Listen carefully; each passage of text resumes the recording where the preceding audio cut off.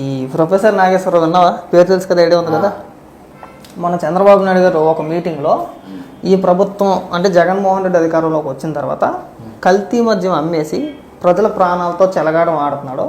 నేను వచ్చిన తర్వాత ఈ కల్తీ మద్యానికి చెక్ పెడతా, ఒకవేళ ఉన్నా సరే బ్రాండెడ్ మద్యమే ఉంటుంది, అందువల్ల అమ్మినా బ్రాండెడ్ మద్యం అమ్ముతాం తప్పితే కల్తీ మద్యం అమ్మి ప్రజల ప్రాణాలతో చెలగాటం ఆడడం అనే మాట చంద్రబాబు నాయుడు గారు చెప్తే ఇవాళ ఇది ఒక విశ్లేషణ దానిపైన. ఇది ఒకసారి వినిపిస్తాను చూడండి, ఇక్కడ తెలిసిపోవచ్చు, ఒకసారి వినిపిస్తాను చూడండి.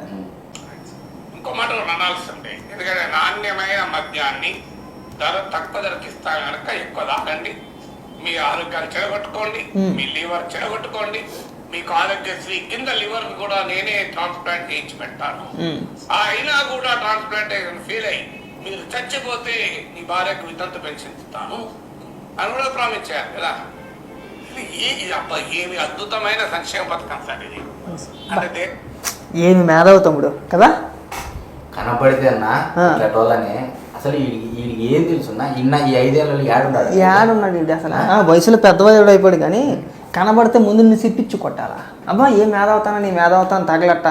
అక్కడ చంద్రబాబు నాయుడు గారు అన్నది ఏంటి, ఇది ఇక్కడ మాట్లాడేది ఎన్నాళ్ళు స్వామి ఇట్లా డబ్బులు తీసుకొని ఎన్నాళ్ళు మా రాష్ట్రాన్ని నాశనం చేయాలనుకుంటున్నాను. అప్పుడు అట్ట కాదు, కల్తీ మద్యం అమ్మేస్తున్నాడు అంటే దాని గురించి మాట్లాడరు. అసలు ఏపీలో దొరికేది మందే కాదురా, మందు పేరుతో విషరసాయనాలని అమ్మేస్తున్నారు అక్కడ, అవి తాగి ప్రజలు ప్రాణాలు కోల్పోతున్నారు. దాని గురించి మాట్లాడారు. నాగేశ్వర గారు స్వయం ప్రకటిత మేధావి, సెంట్రల్ గవర్నమెంట్ ఇచ్చింది ఆయన రిపోర్టు.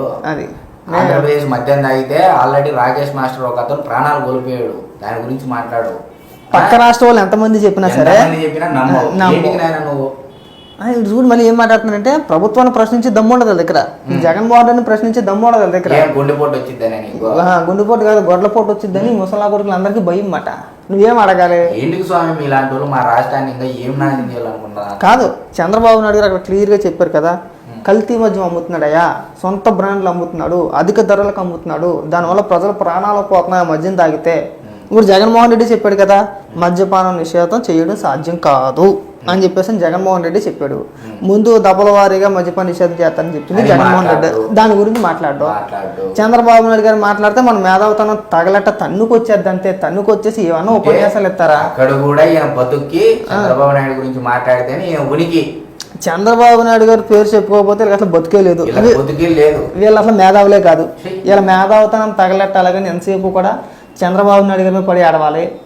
ఎవడైనా సరే, ఈ ప్రొఫెసర్ నాగేశ్వరరావు కావచ్చు, జర్నలిస్ట్ సాయి కావచ్చు, ఆ తెలకపల్లి రవి కావచ్చు, మాకు రాజమండ్రిలో ఒక ఉన్నాడు మాకు ఉండవల్లి అరుణ్ కుమార్ కావచ్చు, వీళ్ళ మేధావుతనం తగలెట్ట చంద్రబాబు నాయుడు గారిని విమర్శించడానికే తప్పితే రాష్ట్రానికి పనికొచ్చే విశ్లేషణ ఒకటే ఉండదు.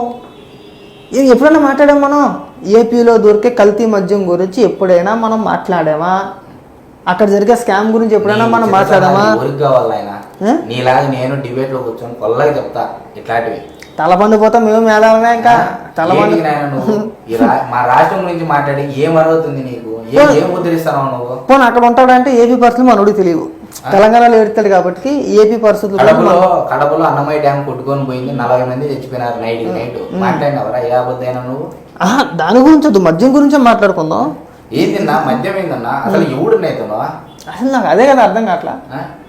పైగా మళ్ళీ ఎటకారం ఏంటి, కిడ్నీలు మారుస్తాం, మేము మొగుళ్ళు చచ్చిపోతే వితంతు పింఛన్ ఇస్తాం, అవి కూడా చెప్పచ్చు. 40 రోజులకు వ్యక్తిగతంగా నేను జవాబిస్తాను నీకు, అంటే నువ్వే చెప్పావు కాబట్టి మేము కూడా జవాబిస్తాం.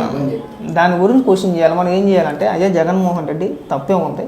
జగన్మోహన్ రెడ్డి కల్తీ మద్యాన్ని తీసుకొచ్చి ప్రజల ప్రాణాలతో చెలగాట వాడుతున్నాడు కదా, దానికి చంద్రబాబు నాయుడు గారు అది ఉద్దేశించి మాట్లాడితే నువ్వు ఇక్కడ వక్ర భాష్యం మాట వక్రీకరించేయాలా. మన బోడిగుండు మేధస్సు అంతా కూడా ఇక్కడ చూపించేయాలా, ఇక్కడ ప్రజల మీద రుద్దే ప్రయత్నం చేసేయాలా. దాని గురించి మాట్లాడి నీకు దమ్ముంటే జగన్మోహన్ రెడ్డి కల్తీ బ్రాండ్ అమ్ముతున్నారు కదా, మద్యం ఏదైతే ఉందో దాని గురించి మాట్లాడు. నువ్వు తర్వాత చూద్దుగా నీ సంగతి ఏమవుద్దో. మళ్ళీ 2వ రోజుకి గుండెపోటు మేధావులాగా ముద్ర వేసుకోవడము, టీవీలకి ఇంటర్వ్యూలు పిలిచే వల్ల అనాలి ఫస్ట్ ఆఫ్ ఆల్. రెండోది ఏంటంటే ఇలాంటి వాళ్ళకి పని పాట లేకోకుండా ఆ వీడియోలు వేసుకొని కూర్చోవడము. రాష్ట్రము ఇన్ని లక్షల కోట్లు అప్పు చేస్తే ఒక మాట మాట్లాడు. వీళ్ళ బాధ ఏం చెప్పనా? వీళ్ళ బాధ అసలు మెయిన్ బాధ ప్రజల గురించనో లేదంటే రాష్ట్రం గురించనో కాదు వీళ్ళ బాధ. ఇప్పుడు చంద్రబాబు నాయుడు గారిని విమర్శిస్తే ప్రతిపక్ష పార్టీలు డబ్బులు వస్తాయి. ఇక్కడ కేసీఆర్ కావచ్చు, లేదంటే అక్కడ జగన్మోహన్ రెడ్డి కావచ్చు, ఇంకా XYZ ఏ పార్టీలు అయినా సరే చంద్రబాబు నాయుడు గారిని టార్గెట్ చేయాలనుకుని డబ్బులు వస్తాయి. ఎందుకంటే చంద్రబాబు నాయుడు గారు సీనియర్ నాయకులు. ఆయన కొడుకు పెళ్లికి విజయసాయి వచ్చాడు.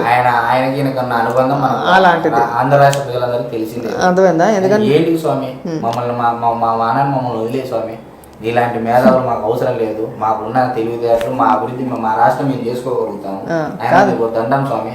తెలుగు 2 రాష్ట్రాల్లో చంద్రబాబు నాయుడు గారు సీనియర్ నాయకులు, చెప్పుకోదగ్గ నాయకులు, సీనియర్ నాయకులు. వీళ్ళు ఏడుపంతా కూడా చంద్రబాబు నాయుడు గారి మీద పడే ఆడవాలి. ఎందుకంటే చంద్రబాబు నాయుడు గారు ఇలాంటి అపర మేధావుల్ని, స్వయం ప్రకటిత మేధావుల్ని పెంచి పోషించటం మెయిన్. అది జనాలకు తెలుసయ్యా నేను ఏం చేశాను అనేది. జనాలకు నచ్చితే ఓట్లేస్తారు, లేకపోతే లేదు, అంతే. నీ సలహాలు ఎవడు అడిగింది? ఇప్పుడు మేము అడిగినామా? మా రాష్ట్రం ప్రజలు అడిగినారా? ఎవడు అడిగిందో? అది ఆ టీవీ ముందు కూర్చొని ఏది నోటి కొట్టేది మాట్లాడటము అంత ఎటకారం ఉంది మా రాష్ట్రం ఉంటే నీకు. కాబట్టి ఇలాంటి పెద్ద పెద్ద ఉపన్యాసాలు మానేసి చక్కగా నీ పని ఏదో నువ్వు ఏడుతున్నావు కాబట్టి ఏడు. వీళ్ళ బాధ అదే. బాబు గారు ఎలాంటి వాళ్ళు ఎంకరేజ్ చేయరు కదా. ఆయన సింపుల్, ఆయన ఎప్పుడు పని చేసుకుంటూ వెళ్ళిపోతాడో సరే, ప్రజలు నమ్మితే ఓట్లు వేస్తారు, లేకపోతే లేదు. ఈ మిగతా పార్టీలు అలా కాదు. మిగతా పార్టీలు అందరూ కూడా ఇలాంటి వాళ్ళ మీద బేస్ అయి ఉండిపోతారు. ఎలక్షన్ టైం దగ్గరికి రాగానే ఈ అపార మేధావులు అందరినీ తీసుకొచ్చి కూర్చోబెట్టేసి ఇంకా అన్ని మరిగించడమే. సిగ్గుపడు, ఒకసారి మాట్లాడు. అక్కడ దొరికే మద్యం గురించి మాట్లాడు, అక్కడ జరిగే అవినీతి గురించి మాట్లాడు, దాని గురించి మాట్లాడాలి. ఏ రాష్ట్రంలో అయినా సరే మద్యం అమ్మేటప్పుడు డిజిటల్ పేమెంట్ ఉంటుంది కదా, ఎక్కడైనా దాని గురించి మాట్లాడు. దాని గురించి ఎందుకు మాట్లాడు నువ్వు? కాబట్టి ఏంటంటే మూసుకొని ఉండు, వయసులో పెద్దవాడివి కాబట్టి ఏం అనలేకపోతున్నావు. లేదంటే కనుక ఇంకొకటి అంటే కనుక వేసుకుందాం గట్టిగానే.